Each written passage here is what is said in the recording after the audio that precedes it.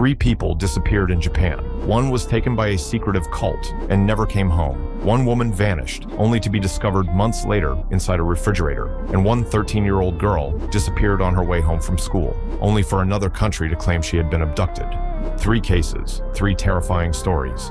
And in each one, the truth is stranger than the first explanation. Tonight, we're going to uncover what really happened, what investigators discovered, and what still remains unanswered. And the last case, may be the most disturbing of all. Story 1, Kiyoshi Kariya, the man a cult made disappear. In February 1995, 68-year-old Tokyo notary Kiyoshi Kariya became the target of Aum Shinrikyo. Aum was a religious movement led by Shoko Asahara that had become increasingly extreme and violent. Kariya's sister had been involved with the group, but she had become frightened and wanted to leave. According to prosecutors, Aum wanted her back and wanted control over her assets. Kariya was trying to help his sister break away.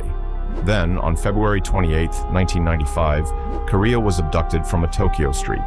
Several Aum members were involved.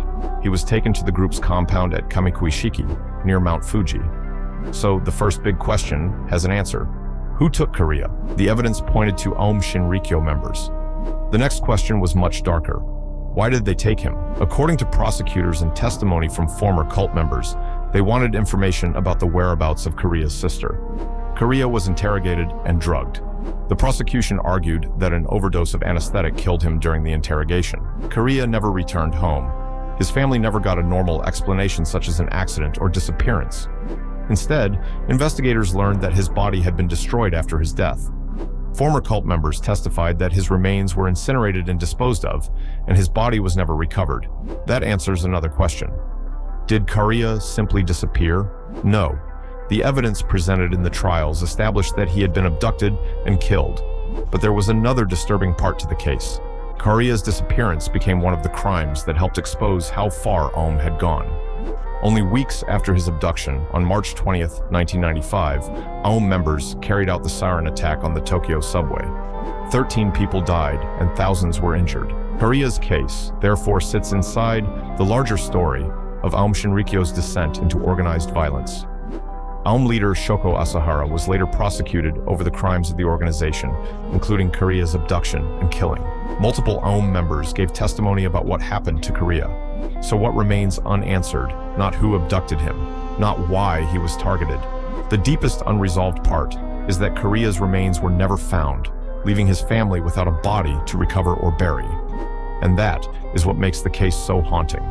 A man was taken from an ordinary Tokyo street, brought into a secretive organization, killed, and then physically erased. Story 2, Madoka Morioka, the woman hidden inside a refrigerator. In November 2011, 27-year-old Madoka Morioka, a bar hostess living in Ichinomiya, Aichi Prefecture, disappeared. She had returned home after working at her club. During the early morning of November 24th, she left again, telling people at home that she was going to meet a customer.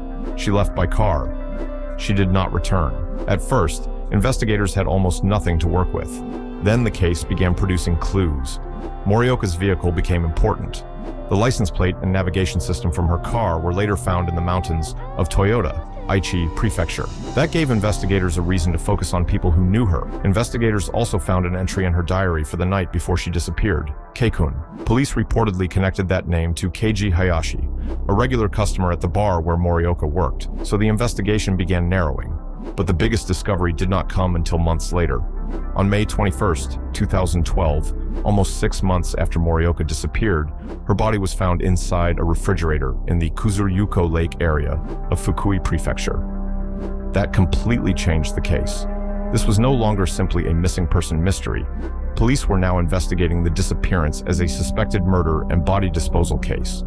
In October 2012, police arrested Keiji Hayashi, 40, and Toshiyuki Watanabe, 34, over the disposal of Morioka's body. Both were reported to have denied the allegations at the time. So, what do we actually know? We know Morioka disappeared after leaving home. We know her vehicle's license plate and navigation equipment were found in the mountains. We know investigators focused on people connected to her workplace and identified a diary entry pointing toward Hayashi. And we know her body was eventually discovered hidden inside a refrigerator in Fukui. Story 3, Megumi Yokota, the girl who never came home. On November 15th, 1977, 13-year-old Megumi Yokota went to school in Niigata Prefecture. She was a normal teenager with an ordinary family life. That afternoon, she finished her badminton activities and started walking home. She never arrived. Her family immediately became alarmed. Police searched for her and considered multiple possibilities, including kidnapping, an accident, running away, and suicide. But investigators found no eyewitnesses and no belongings that explained where she had gone. For Megumi's parents, the disappearance became a decades-long nightmare. Then, roughly 20 years later, the family received shocking information. Megumi was believed to be alive in North Korea. The case became part of a much wider investigation into Japanese citizens believed to have been abducted by North Korea. The biggest breakthrough came in 2002. During a summit meeting between Japan and North Korea, North Korean leader Kim Jong-il admitted that North Korea had abducted Japanese citizens, including Megumi, but North Korea said Megumi was dead. That should have been the answer. It wasn't. Japan questioned North Korea's explanation and requested evidence. In 2004, North Korea provided what it claimed were Megumi's remains. Japanese forensic analysis found that DNA from part of those remains did not match Megumi Yokota. The Japanese government therefore rejected the remains as proof of her death. Now, the central questions became, was Megumi really dead?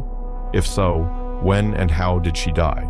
And if North Korea's evidence was unreliable, what actually happened to her? Japan has continued to demand a full account of her fate. Official Japanese material continues to list her among the abductees whose safety remains unresolved. There are also accounts and testimony describing how abductees were transported to North Korea, and her final fate remains unresolved. Her parents spent decades campaigning for answers, and that brings us to the one question this case still cannot definitively answer. What really happened to Megumi Yokota? 3 stories. Some answers were found, others are still missing. And that's what makes these cases so haunting. Because sometimes, finding the truth doesn't mean finding every answer. Subscribe to the channel for more true mysteries, disappearances, and cases that still have unanswered questions.